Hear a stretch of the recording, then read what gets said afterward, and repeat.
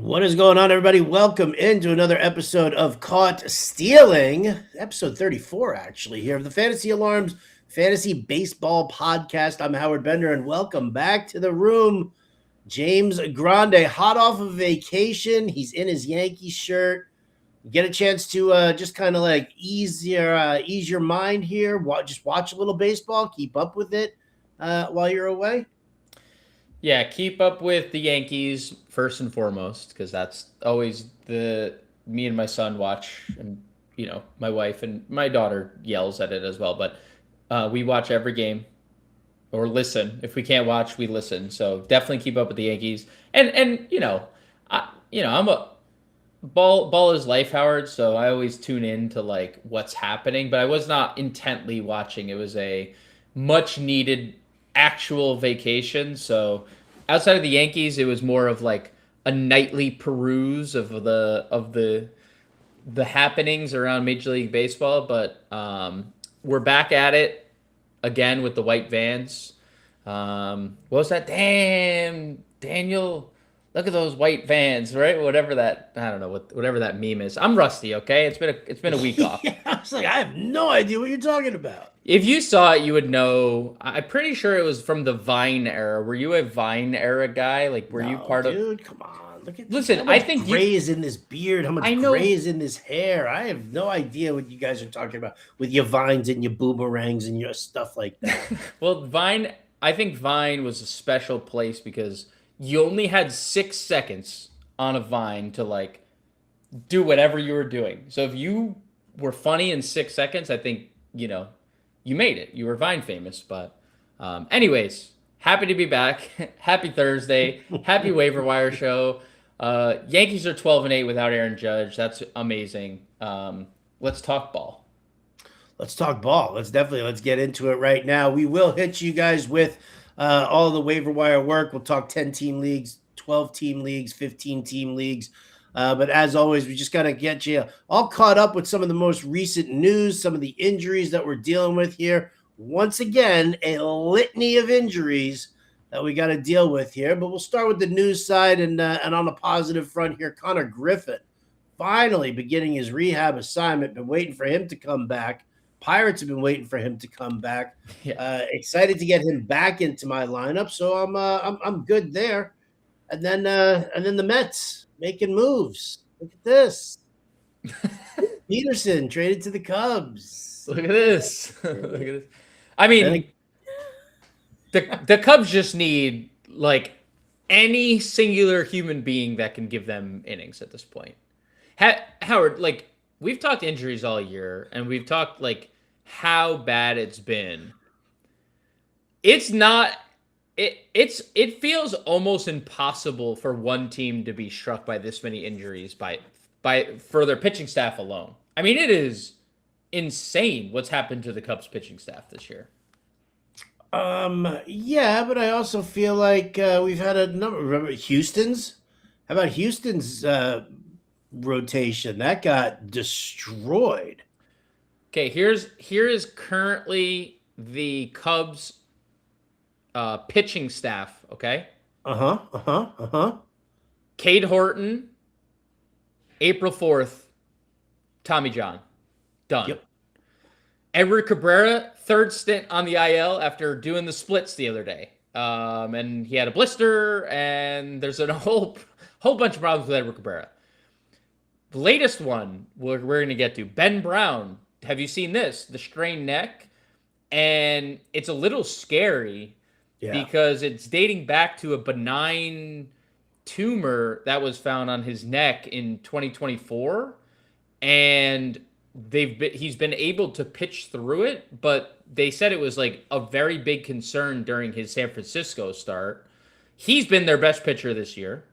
Matthew Boyd was playing with his kids. Just came back.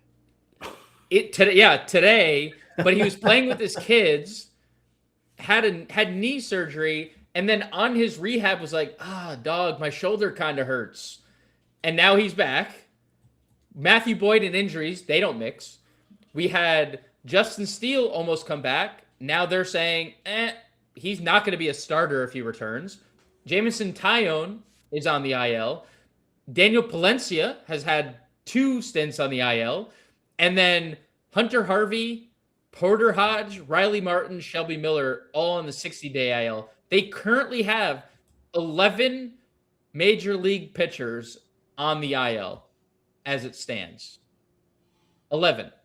They have 3 healthy starters. Shona Imanaga, Colin Ray, Javier Assad. I guess by the time this is out, you could possibly, we'll see if Matthew Boyd makes it through an outing, but Matthew Boyd becomes 4. That is insane. Yeah, I mean, listen, I think that it is, obviously it's a disaster for them. But I mean, I think other teams are going through it also. Arizona Diamondbacks, they just lost Mike Soroka. Sure. They also just lost who was the other guy? Who was the other guy from Arizona? Oh, Ryan Nelson. Yeah. So they just lost Soroka. They just lost Ryan Nelson. Corbin Burns had a setback in rehab. He was toast. If you go to Houston, let's see. Houston, they lost Christian Javier. They lost Lance McCullers, Ronel Blanco, Hayden Wesneski. Hunter Brown was gone for a little while. Spencer Arrighetti didn't start the season on time. Josh Hader was gone for a long time as well. Yep. Tatsuya Imai was on the IL as well. Well, he was just sad. We know sadness, right? We know that. Groin injury, hamstring, sadness, elbow. Yeah. I'm not trying to, make light of Tatsuya Imai's mental health, but he was a sad boy for a little while. And he looks a lot happier these days. Maybe we'll talk about him. Maybe we'll talk about him on the waiver wire column again. Oh, maybe we will. Either way, Mets turn around here. They dish out Peterson to the Cubs. That's a non-starter for me. That's not even worth it. Senga moved to the bullpen. Good, finally, because he sucks. Right? Yep. I mean, what more do we want? I don't think we want much more. No, there was the only thing with on the Senga front was they asked, would he rather go down to the minors and start? And he's like, no, nope. So yeah, he doesn't want to carry his own bags. What are you talking about? Yeah, I mean everything in Mets land. They were chanting Pete Alonso last night in the 9th inning. I saw. There's going to be a lot of, I don't know if people in Mets land know this. There's a really rich owner that is very passionate about that team who probably won't have much more patience with some members of that coaching staff and front office. So good luck to Mendoza and David Stearns over there. See how long they make it. Yeah, I had some high hopes in some ways, I guess, early on in the season, preseason actually, with what the Mets had going. Yeah, me too. But again, here's your classic, throwing money at a problem doesn't quite actually fix the problem. Yep. And while they did that towards like the tail end of spring, of signing free agents and stuff like that, it just really hasn't come to fruition for them. And, obviously you're a Yankees fan. I'm a Yankees fan. I don't know how you feel about Mets fans in general, but I'm not sad about this. I'll say that. I don't have any, they don't affect my life. They're little brother is little brother. Always going to be a little brother, Little brother's always going to be little brother. All right, let's hit some of these injuries. This is just, again, here we go. Oh, you want to talk about a team that's just getting kicked in the huevos rancheros? Can we talk about the Kansas City Royals losing Michael Garcia again? Bobby Witt Jr. hasn't played in like 5 or 6 games because he's dealing with a grade 1 sprained MCL. It's brutal, man. Yeah, they're like, it's a very weird thing going on because they're like, oh yeah, he'll be good to go. He'll play, right, Bobby? Right? And you would think, like, already being halfway through a kind of an IL stint that they would have already done that whole thing where why not just put him on the IL and, like, get yourself a roster spot back where, there could be somebody helping you where Bobby Witt is obviously not. So Yeah, definitely an unfortunate situation going on in Kansas City. Now, three of their projected top five hitters are out in Garcia, Pasquantino, and Witt. Um, there's nothing really to say in terms of like free agent ads for Kansas City. Josh Rojas has been really good for them since being called up. I don't think, you're adding Josh Rojas anywhere. No. Michael Massey, maybe if you're desperate at second, because second base is a wasteland position. He's been much, much better in June. Maybe that's something you'd consider.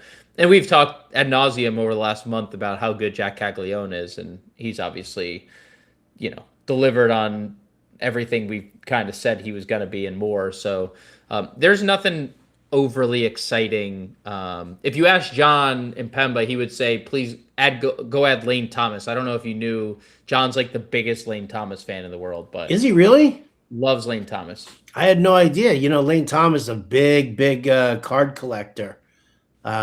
Is he? I love Yeah. Lane. I love Lane Thomas now. When Lane Thomas was with the Washington Nationals, he would go in. So we have a listener and subscriber for Fantasy Alarm named Damon, who runs a place called Collectors World down in Annandale, Virginia.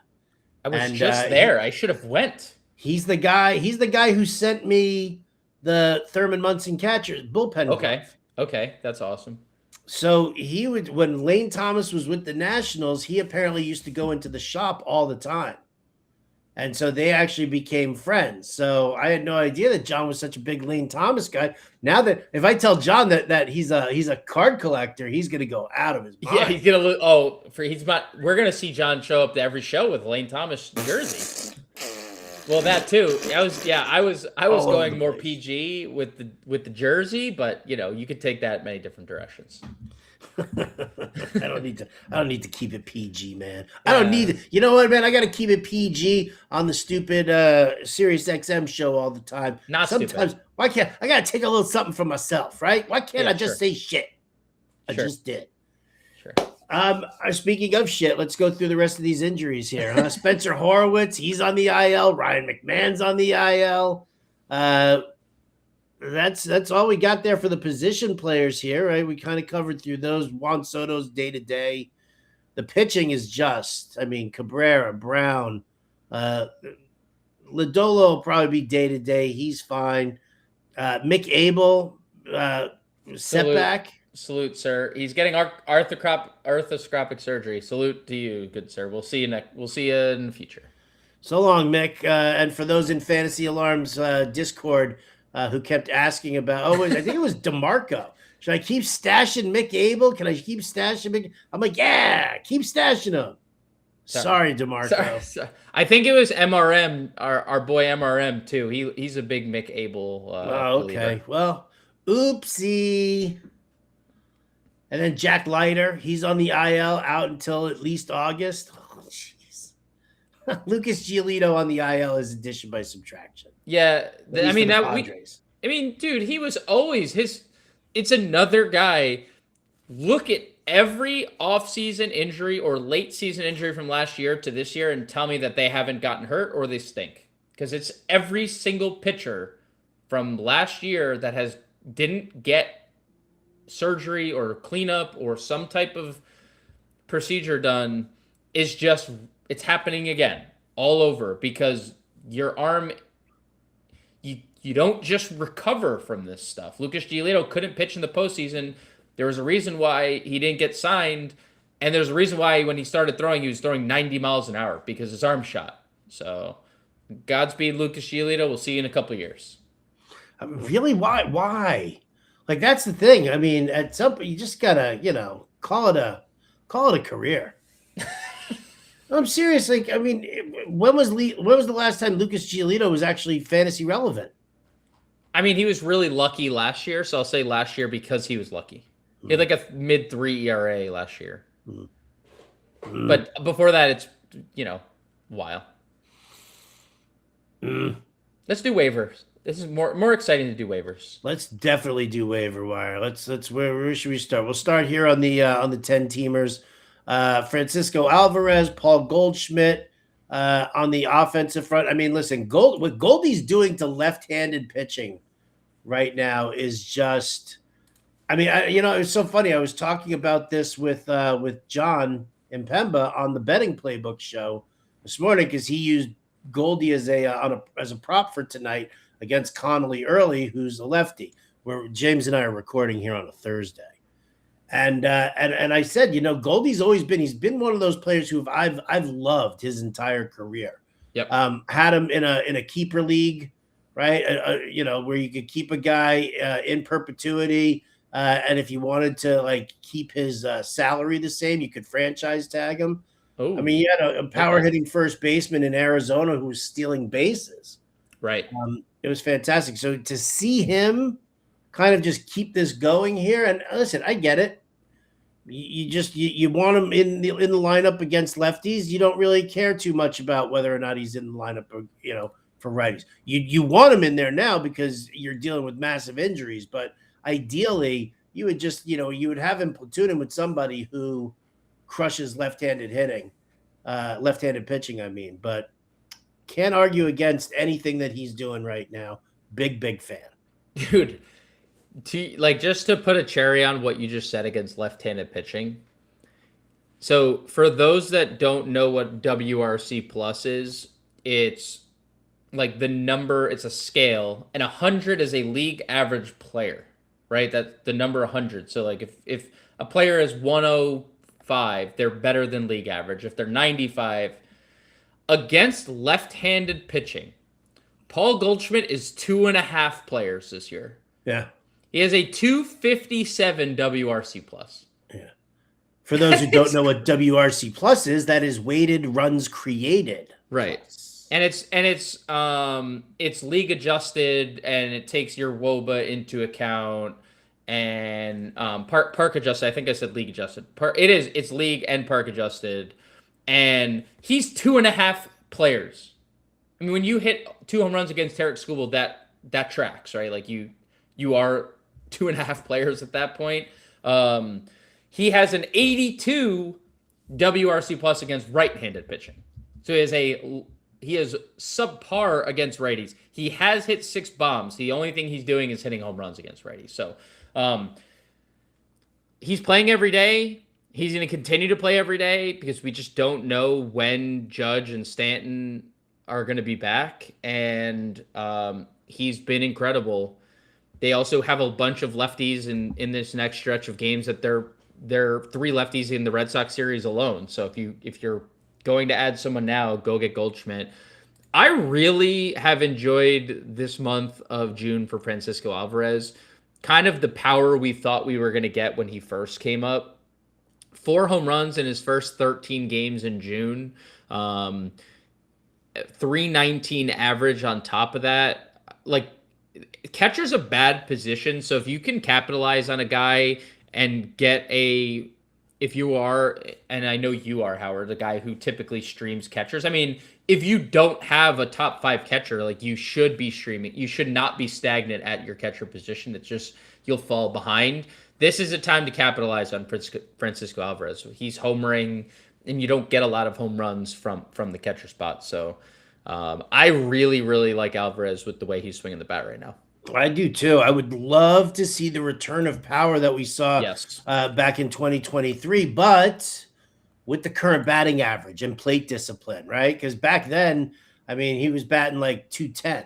Yes. And now he's at least batting 264. So very much like that, and I love seeing the OBP now. This is the 2nd season in a row. Oh, granted, I mean, I don't want to, it's not a tiny sample size here, but injuries have really derailed him. He's played 50 games this year and only 76 last year, but he's managed to keep the batting average and the OBP up during that time. So hopefully he can kind of sustain that as well, and at least be one minor bright spot on a disgusting Mets roster. No notes. Jake Bennett, you putting your trust in this Boston pitcher? Yeah, no surprise here. John actually, pointed me in his direction. And I will admit I was very skeptical when Jake Bennett originally was added to this roster, Howard. Because they traded a super high upside hard thrower in Luis Perales to the Nationals, and they added this Jake Bennett character who just at every level failed to miss bats. He is a prototypical like low 90s ground baller from the left side. And Boston has like a boatload of these guys. Like they stockpile this archetype of pitcher. Oh yeah, this is Craig Breslau's. Like, yes, I mean this is Craig Breslau. This is 100%. You know, in the modern era, right? You know, yes. you're throwing all this crazy, you know, junky breaking ball stuff, and you're just inducing ground ball outs. So this is a guy that they got into their pitching program, which isn't a bad one. Obviously, they can't hit. Like obviously, they're the worst offense in baseball. The pitching isn't their problem. Howard, there's a ton more to like about Jake Bennett since he arrived at the major league level. Since joining the Boston Red Sox, and this is the part where you can always look at, you know, data and sustainable stuff and talk about like, okay, there's obviously a change and there's going to be results that follow. Jake Bennett is 99th percentile in chase percentage. 99th percentile chase percentage. He is 37th percentile strikeout percentage. Those two things typically correlate when you generate chase out of the zone. The cherry on top is he has had a 13% swinging strike rate this year at the major league level, which is elite. A 13% swinging strike rate is like plus stuff at the major league level. That is typically translates to a guy in the upper 20s of a K rate. And this is a guy with a 20.8% striker rate. He is 94th percentile ground ball rate. He doesn't allow a hard hit rate. He doesn't allow hard contact. His expected ERA is over a run lower than his 3.7 ERA. And the strikeouts have come recently. I think that there's a lot to like here. He's kind of a pitcher that I like, especially if he's going to miss bats. I thoroughly enjoy pitchers that keep the ball on the ground. I mean, it's just because they give you the best chance of not giving up a bunch of runs. He has really good control, 98th percentile walk percentage. And when you look at stuff like the chase and the swinging strike rate, those are two clear indicators that the strikeouts are going to come, and they've started to come. So I actually think that this is a go out and grab now kind of ad.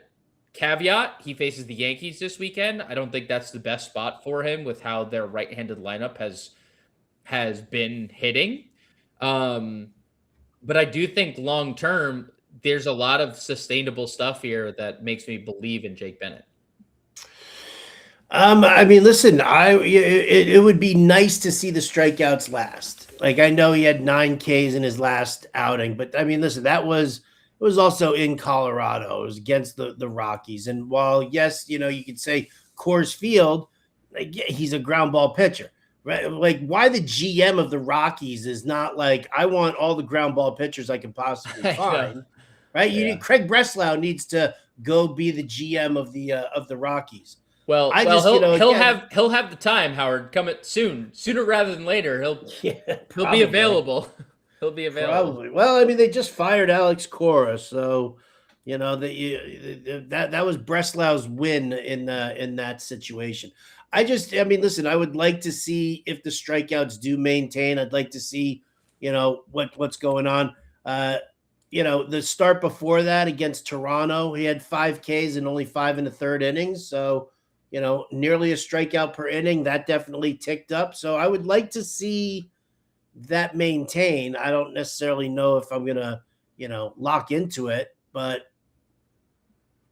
yeah, I mean, it's just he needs the strikeouts. Because, I mean, listen, yes. You know, yeah, there are definitely guys that you can pick up fantasy-wise that can keep the ratios down. But if you're not getting the strikeouts, you know, as well, it definitely becomes a little bit tougher. I mean, does he become like a good sixth starter on your team? Right? Because you need the K's, you need the punch outs, James. I 100% agree. I just think that there's data suggesting the strikeouts are coming.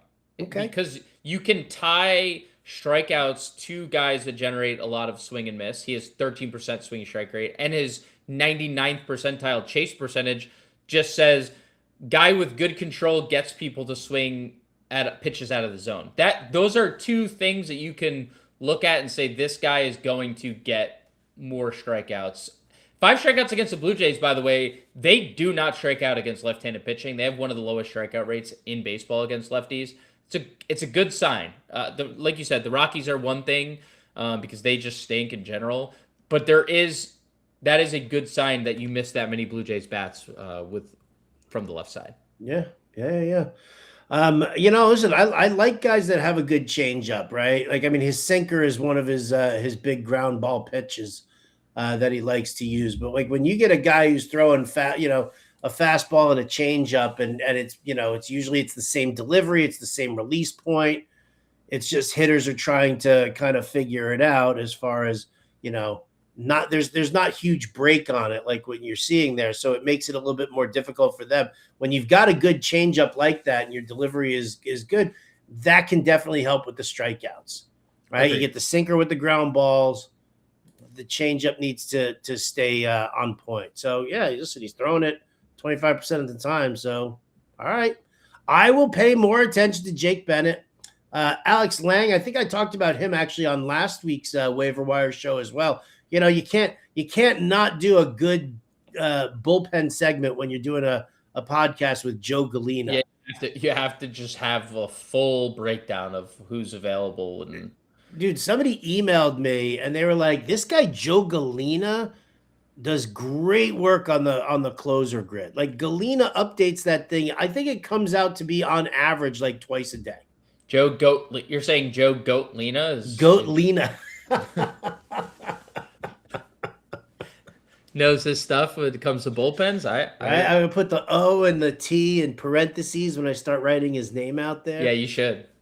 But Alex Lang, I think, again, I don't know what's going to happen with Carlos Estevez if he ever comes back and if his velocity is going to be there. Lucas Urseg, what the hell happened to him? Oh my God, he's bad. What the hell happened to him? Holy cow. I heard, I was listening to like a show yesterday, I think, and I think the exact comment was like, what the hell happened to Lucas Urseg? I think that exact, because I don't know. I think no matter what, with how well Lang has pitched in June, it's just his job. And it's been like a 2-month thing. It's May and June. He had a 6.59 ERA to start the year. In May, it was 2.38, and in June, it's 1.8, and he's over a strikeout per inning. I mean, he's dominant. He's been dominant since taking over the closer's job. Yeah, that's been good. Still available in 60% of Yahoo leagues too. Dude, I think he's I'm finally getting like my ass saved in one league. It's either the Barf League or it's the Great Fantasy Baseball Invitational, where I have no saves, no closers whatsoever. And I ended up like just throwing a shitload of fab to Alex Lang. I was like, I just need something. I need somebody to give me some freaking saves. And so I ended up yep, there it is. The Barf League. Thank you, Alex Lang. Appreciate it. 6 saves in June. That's a good month. 6 saves in June is a very good month. A very good month.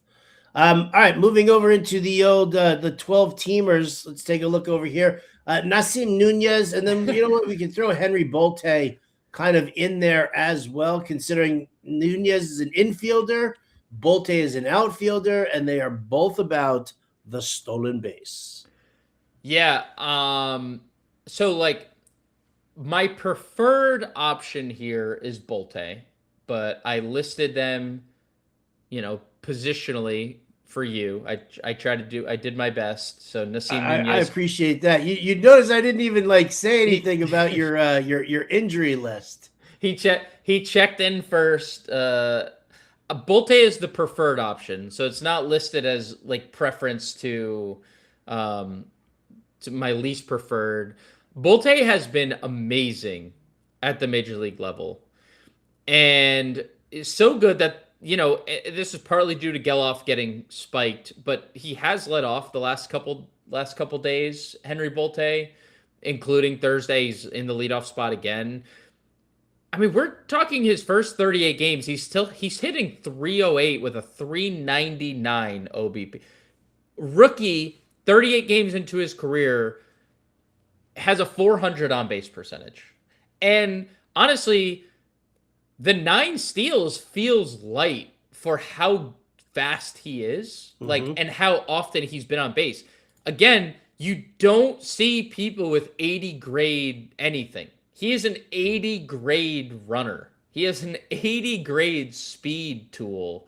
It's out of 80. Like you can't be faster than 80 because that's as fast as it goes. He is clearly the top outfield option on this week's waiver wire.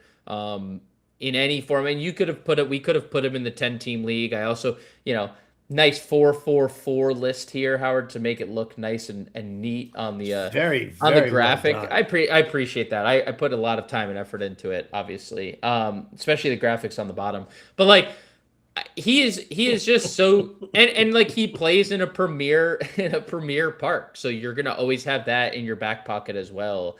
I gotta say, Nasim Nunez, whatever the heck is going on, is fascinating because we had talked about him a couple times previously, and like just a slap hitter, and he didn't hit a lick in the first 2 months of the year, and still stole 22 bases. March as a pinch runner, part-time player too. June, the month is June. The date, June 1st, 2026. Since that point, Nasim Nunez is hitting 379 since the start of June. 370. We're almost a full month in to into June, and he's hitting 379. 9 runs scored, 10 RBI, 9 steals. It just has to be something on our radar if you're looking for. I don't know if the ratio boost will continue, but ratios, we know the steals will be there. 31 leads major league. So he's kind of close to a must add. Ride the hot hand while this is happening. So give me some Nasim Nunez.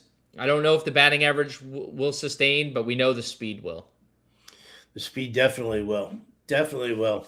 Varsho in Toronto, you want to grab him? It's a shame that the dude doesn't have catcher eligibility anymore. Yep. I mean, he's running a lot this year, which I found to be fascinating. The power is starting to creep back too. He's hit a couple home runs since returning from the IL. In 68 games, 7 home runs, 7 steals. Not pacing for like tremendous numbers for like the rest of the year, but like a hot streak could get you to a 2015 kind of player. I think we can definitely get that from Dalton Varsho. And if he's going to run, there's just more value because we know he can hit home runs. 4 straight years of 18-plus home runs, 3 of the last 4 over 20. So if he's going to get back to that like high teen stolen base guy, I think there's good value hitting near the top of the Toronto lineup as well. So because he's running, it's just ever more appealing. So yes, I do like Dalton Varsho. All right, and then you've got Imai here. We kind of touched on him a little bit there earlier in the show. Again, this has been a guy who I was a big fan of. I really liked the stuff.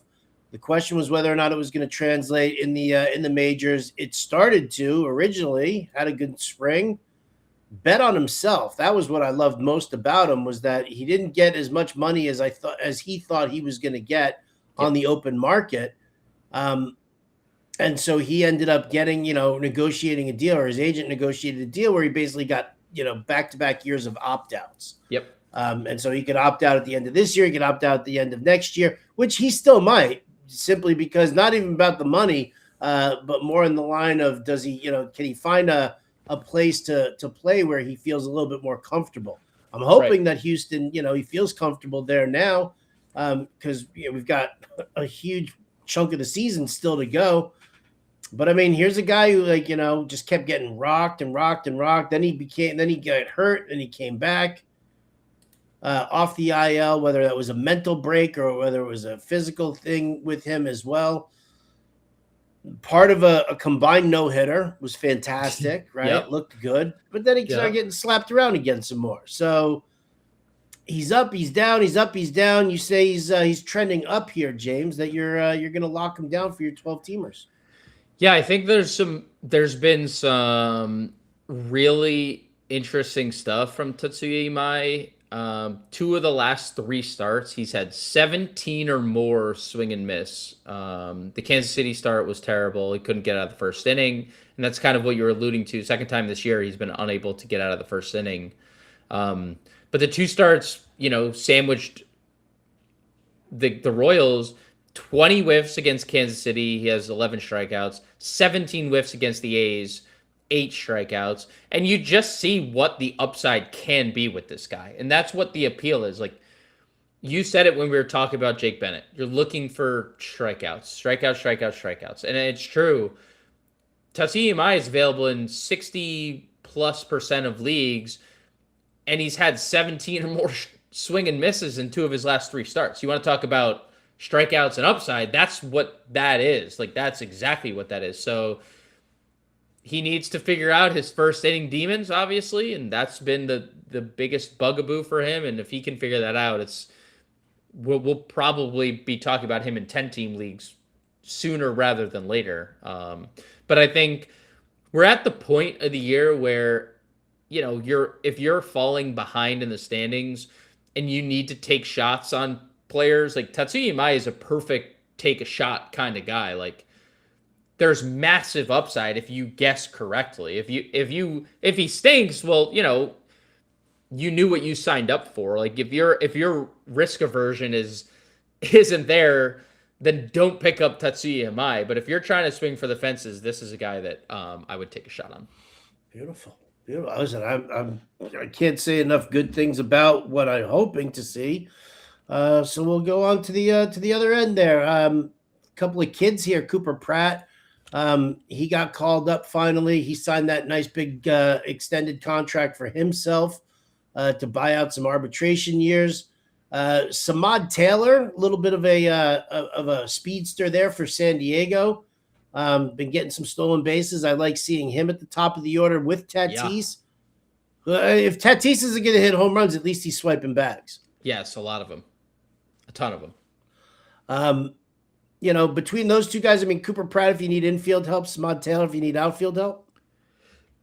Basically sums it up. Yep. Both do very similar things. Cooper Pratt's going to steal a lot of bases at the major league level. He's also, if you look at a lot of the underlying metrics for Cooper Pratt, Howard, he's been super unlucky to start his major league career. So I think that there's going to be a tick up in a lot of the production, and the steals he's just running crazy. He is, 9 games, 4 steals already. So he's going to provide a lot there. I don't know how long the Samad Taylor, just roster him while you can. Roster him. We've said this about a lot. Bryson Stott. We said this about Ildemaro Vargas earlier in the year, right? Like, you roster these guys when they're playing well, and the wheels are going to fall off eventually. Just be ready for it. And that's kind of where Samad Taylor is right now. He's he's 27 years old. He's been on multiple professional teams before. He's hitting second for a team that just swept the Atlanta Braves, right? He's hitting second. He's hitting almost 400. Nothing suggests he's going to hit 400. Nothing suggests he's going to hit anywhere close to 300. He has a 538 BABIP.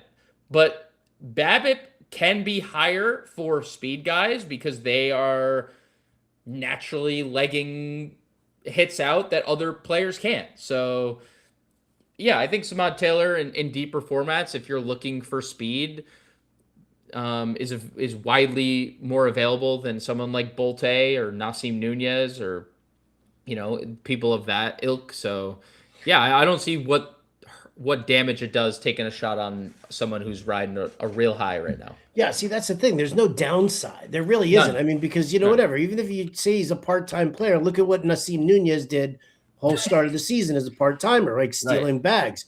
And with the Padres, with them being such a shitty hitting ball club right now, I mean, they're terrible.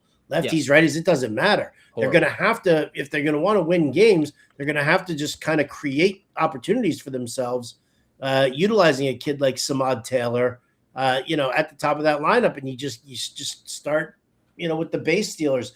The amount of movement that you can do. I do a stolen base report every single week. Not only do I do a stolen base prop article every single day, every single week on Saturday, I put out the stolen base report. It's part of like the whole get you guys ready for the waiver wire from Fantasy Alarm, right? Because James and I do this show. Then on Friday, I do a stock watch. On Saturday, I do the stolen base report, guys you want to keep an eye out for. And then James has the waiver wire article on Sunday mornings for you. So we kind of help you guys, out with each one of those. But yeah, like speed is probably the most movable category in fantasy sports. You get a guy who steals you a couple of bags each week, right? It doesn't even have to be, a ton. I'm not looking for the biggest burner out there. You just want a guy who's going to, if he can steal you 2 or 3 bags a week, that is going to pile up, and it's going to pile up quickly for you as well. So I'm a big fan of exploiting stolen bases as a way if you're in a roto league, it's just a great way to try and steal some extra points. No doubt. Agreed. I mean, it is so true. Like I always say that I feel like it's something that if you were an Aaron Judge owner, right? Mm-hmm. You will not make up the lost power. Period. Like you won't. Like there's no one on the waiver wire that's going to facilitate Aaron Judge production. But there are other ways to facilitate production, such as stolen bases. I'm 6th in steals in a roto, or I'm 8th in steals in a roto. Go add Samad Taylor or Nassim Nunez to make up where I'm obviously not going to get into the running in power, right? Because you're going to have to make a trade to come anywhere close to what you would get from Judge, right? So I would look for other alternative ways to find my way up the standings. Speed is the best way to do that. No doubt. No doubt. All right, let's wrap up our waiver wire talk here with a couple of starting pitchers. Too funny right now. Too funny. Ryan Johnson was absolute dog shit to start. He sure was. And then John Impemba, myself, Mark Lammy, we started picking some props against Ryan Johnson. Over 2.5 earned runs, offensive guys with hits, runs, and RBI. And then all of a sudden he comes out and he pitches like a champ. Unbelievable there. I don't necessarily know how much I can believe in him, but you'll obviously give me that rundown, and then we might as well talk Brandon Sproat also, because once this guy was pitching in Las Vegas, everything just kind of clicked for him. He was terrible up until he had to pitch at the worst possible ballpark of all time in the history of the sport. In the history of all sports, right? Like I'm talking about like Chariots of Fire, ancient Greece, like kind of thing there. I mean, it's like, blah. And now here we go. Brandon Sproat, Ryan Johnson.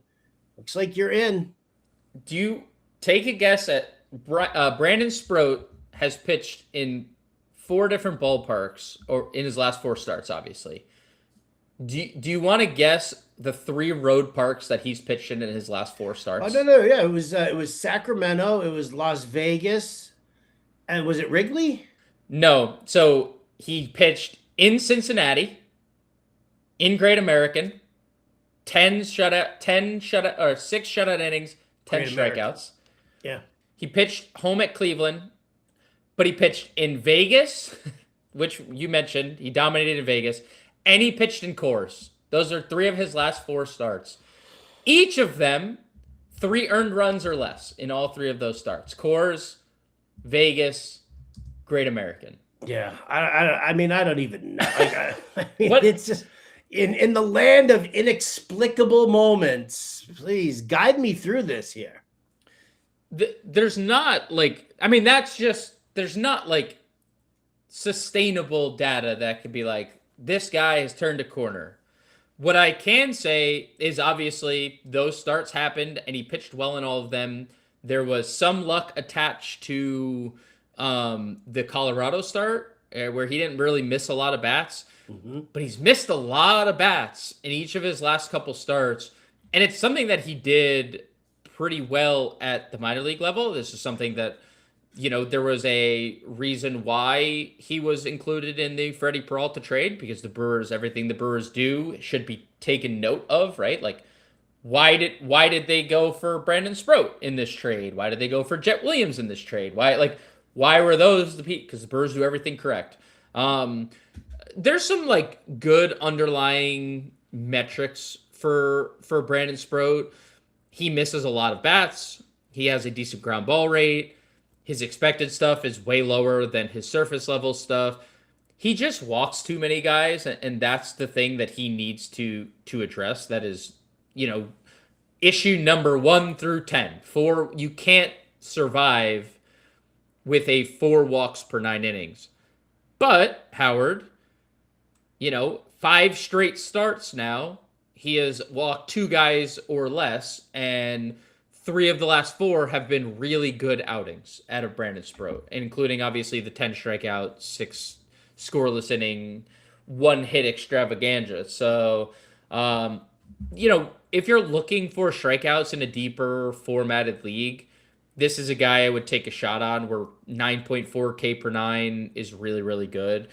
And then Ryan Johnson, as you mentioned, really bad.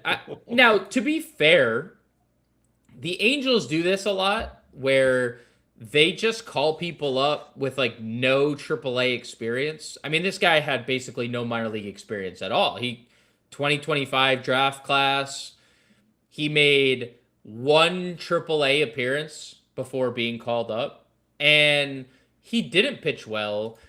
And I think it's notable because the Orioles are a good offense against right-handed pitching. If you look at all the metrics, they're top 10 in all of them against righties. He dominated them. He had a ton of whiffs, 15 whiffs in that game. He's not an overpowering pitcher. Cutter, sinker, splitter, sweeper. Those are his 4 pitches. And he just uses all of them. There is no, like this pitch dominates the pitch mix.